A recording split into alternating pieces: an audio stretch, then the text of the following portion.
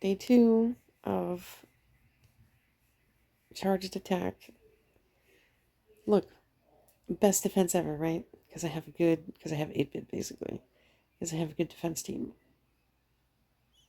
No. Oh, and it's a fast charge. I have the best defense team because I've got Tentacle Man. Now, it looks like I pre-made this team. We are stacked blue because they have a red tank. Good job, Tara.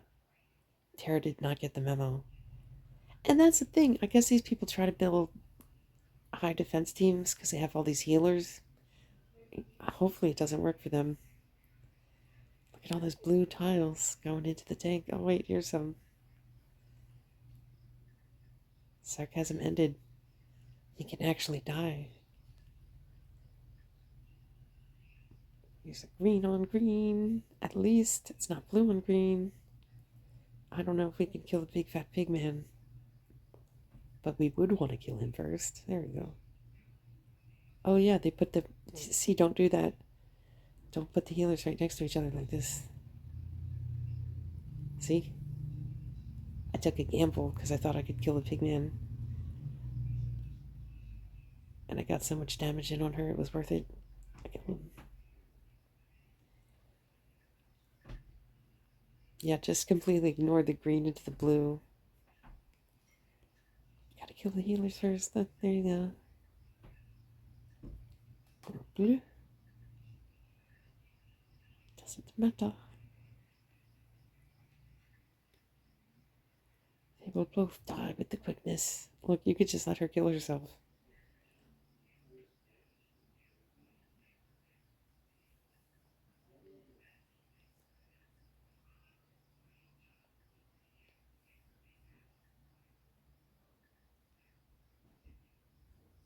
Oh, was she going off the whole time, Sarah? Sorry, Sarah.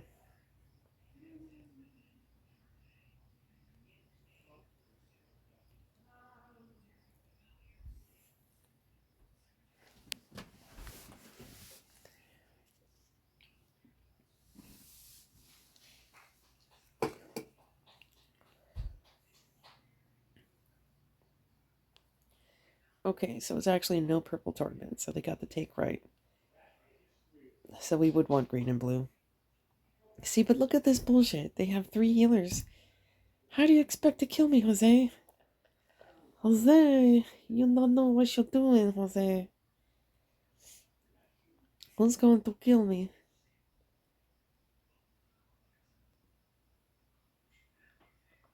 See, and she's really good because, I mean, I assume it stacks. I assume that even though it's a fast charge tournament,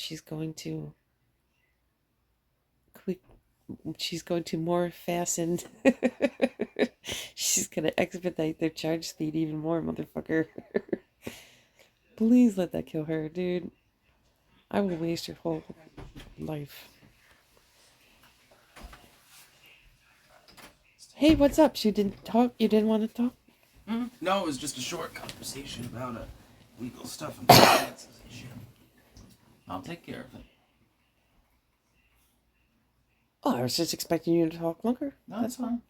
Jesus fucking.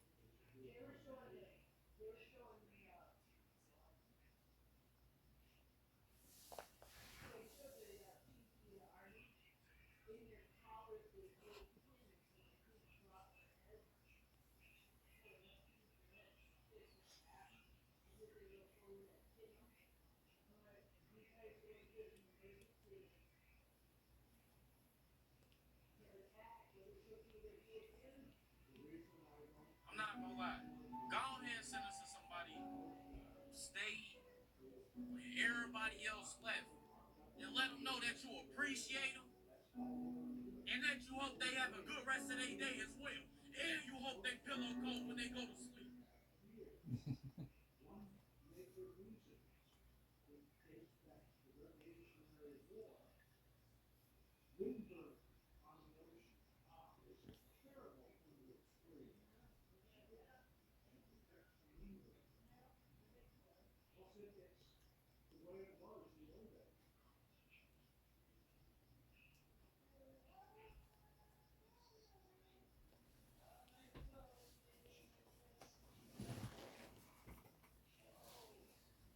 What's this shit?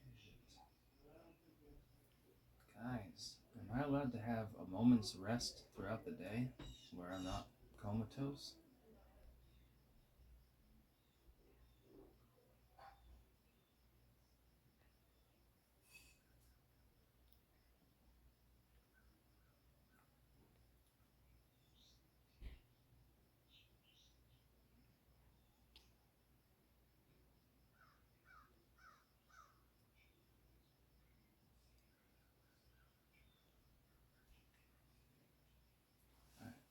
Leave me be for a while.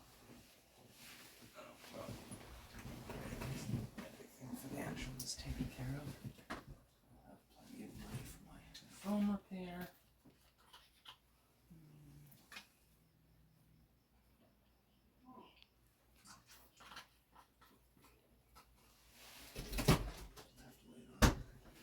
Hang up some of the rent until I get my next disbursements, thankfully. With the sponsorship money now presumptively flowing in faster, it should not be a problem. Yeah. I need to make more money because apparently I have to take care of everyone else's sorry asses. None of them ever give me credit for doing so either. I bet they do. No. No, I've gotten used to it being a thankless job to provide for other people when they need it. That's why I wish that I could not care at all, actually. I would be in so much less trouble. I'd be fucking rich, actually.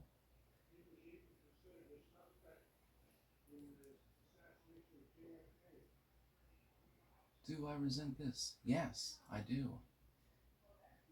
I've had multiple times before where I've taken care of other people's needs, and then when they get fresh with me, I remind them, I'm like, I did you a solid, can you stop riding my back?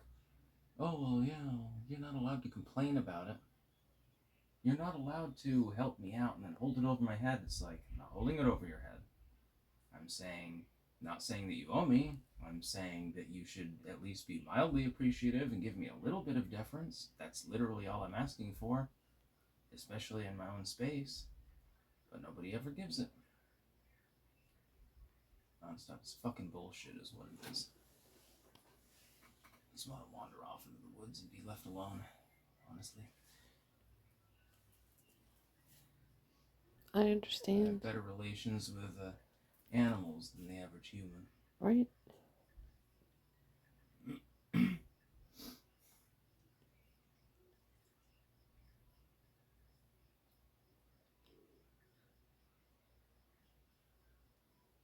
Now, America, we are in the final. Up. Jesus, I hate his voice. I have no idea who that was. That's one of the anchors on Fox News. Uh-huh. He sounds like he's trying to sell you a car. Right.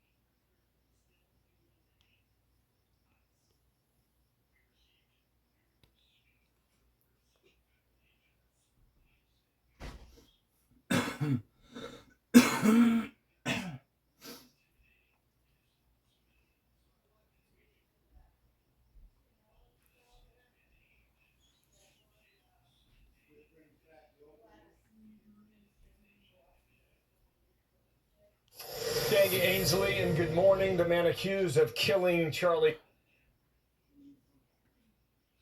Hey, well, I'm not going to read it.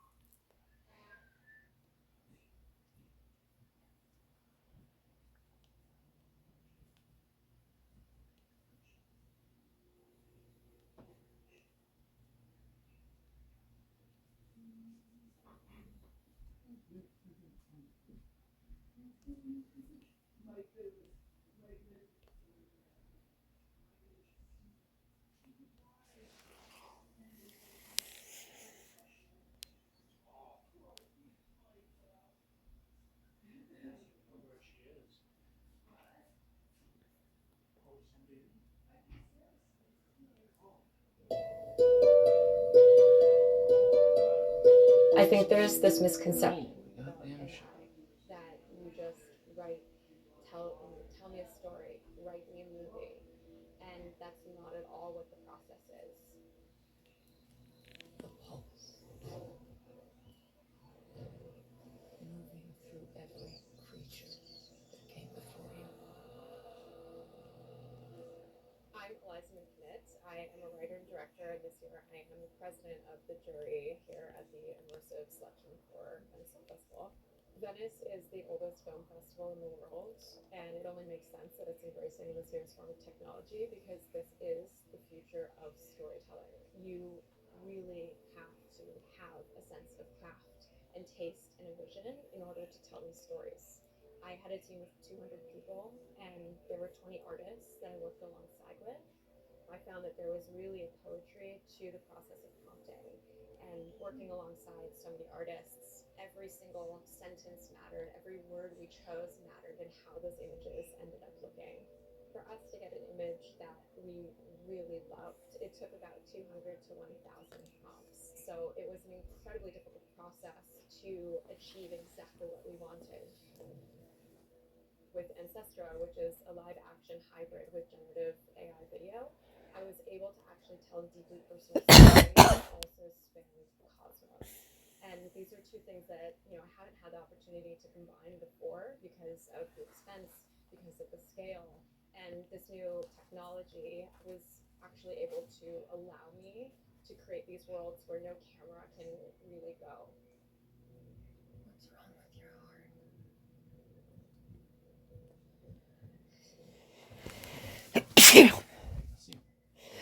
The film is the story of the day I was born.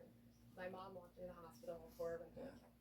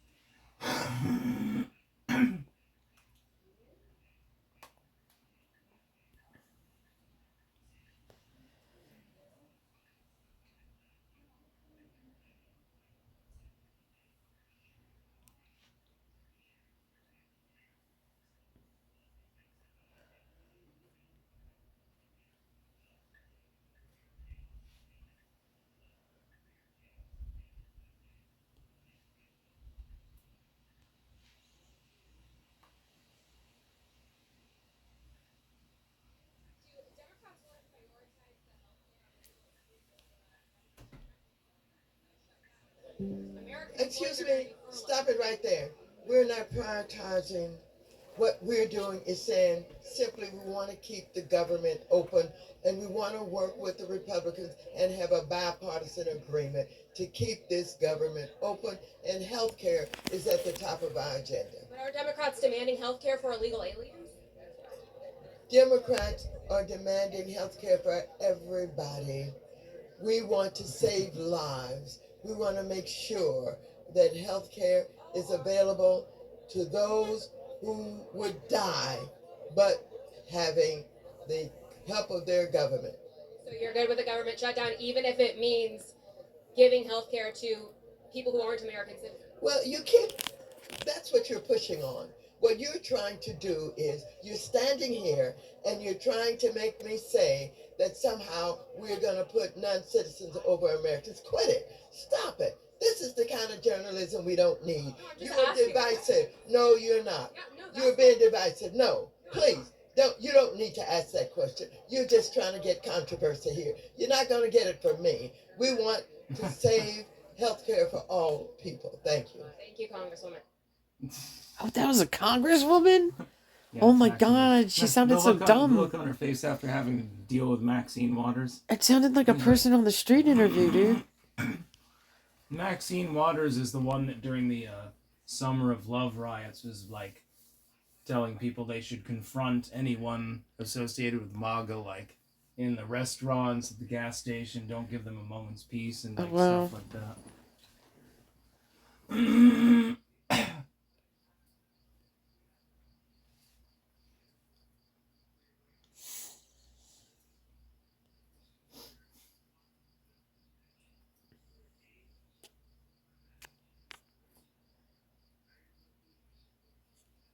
I think I'll docket that for tomorrow. That sounds fine.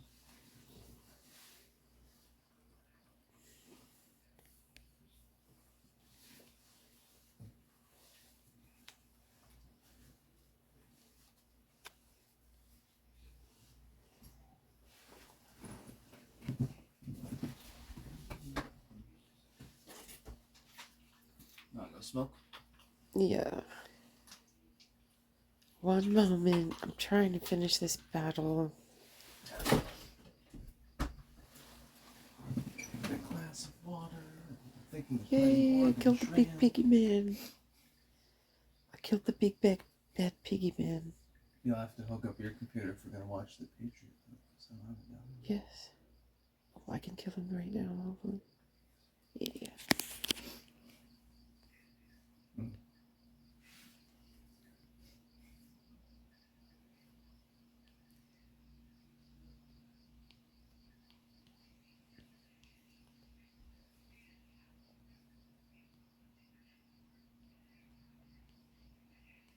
We need to do something to reinforce those lower shelves there.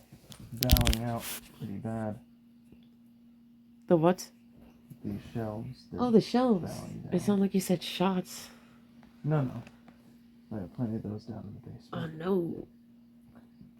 Thousands got- of bullets. You got shots in the, oh, you know, the nips are also called shots. You got shots in here, you got shots everywhere. Oh my gosh, I'm so tired. I have low energy every day after I work. I'm sorry. It's alright. You can take a nap if you want. Well, yeah. I feel like I'm still moving. Maybe you can fall asleep to the sounds of the Oregon Trail. Oh, are you gonna play that when you do it? I haven't decided yet. I mean, I can't really. I mean, we can watch The Patriot now. Yeah, it's probably better to do that Yeah. earlier. Right. And I can always play Oregon Trail while watching the movie Oh, yeah. because they're sort of thematic. Oh, this is like my favorite shirt, dude. It also, the texture of it. Yeah, Yeah. goofy shit. What adventure shall I go on this time? I don't want to do it on super hard mode, but I want to challenge myself.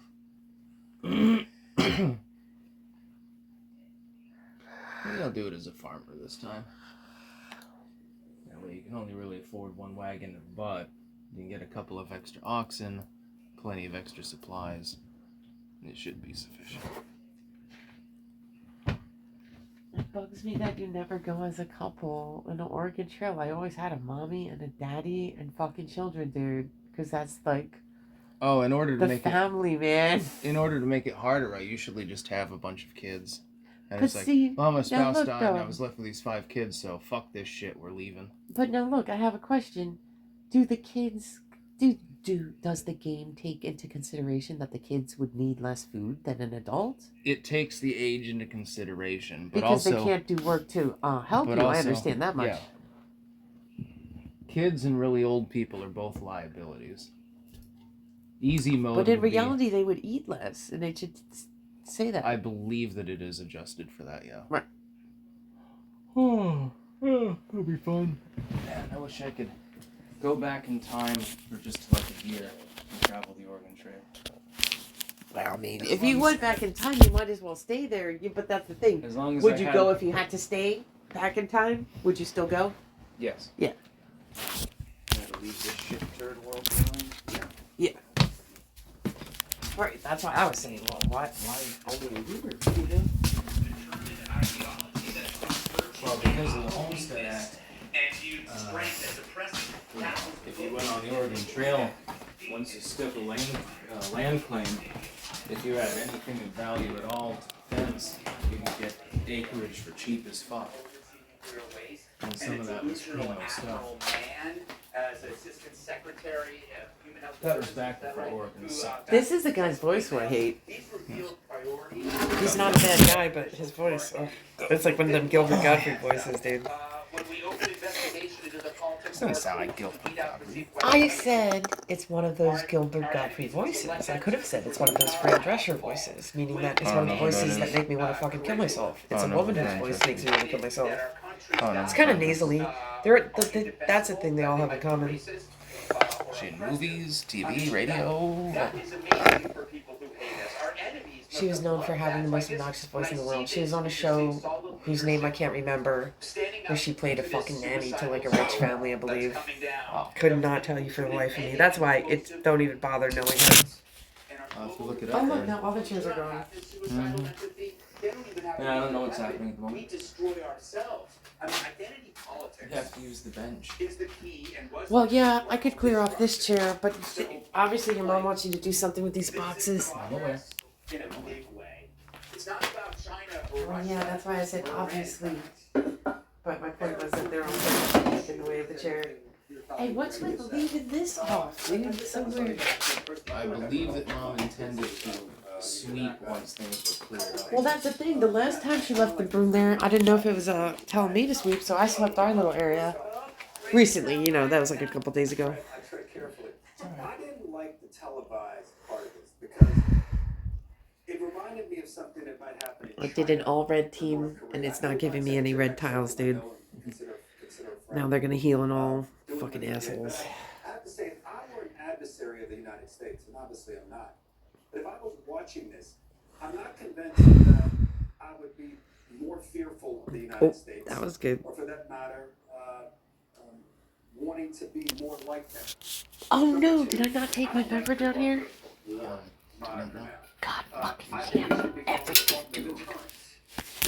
President Trump is the first president in my lifetime, I'm 55, who openly talks about not wanting war, wanting to end wars, wanting to get people out of war. Even when they're not Americans shedding blood, he has shown a compassion verbally for, and I think sincerely, on behalf of the Ukrainians and the Russians.